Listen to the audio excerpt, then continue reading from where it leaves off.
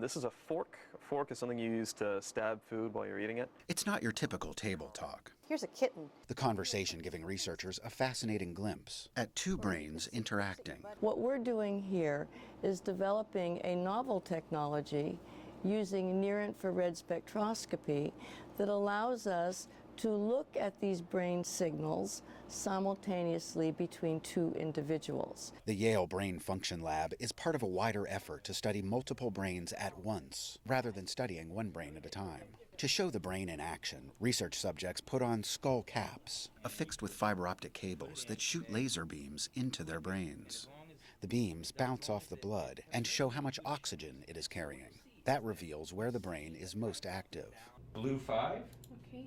The data is then inputted into a computer. Red 23. We want to understand the neurocircuitry that's associated with interaction between individuals. It's probably one of the most fundamental functions of the human species, and yet we know very little about it. Scientists hope their research will eventually lead to new therapies for autism, Alzheimer's, and schizophrenia. In the case of autism, the primary hallmark of the disorder, the one that is usually first noticed when parents and health professionals suspect that a child might have autism, is the fact that the child fails to engage with other individuals. And yet, we know very little about that neurocircuitry that involves engagement with others.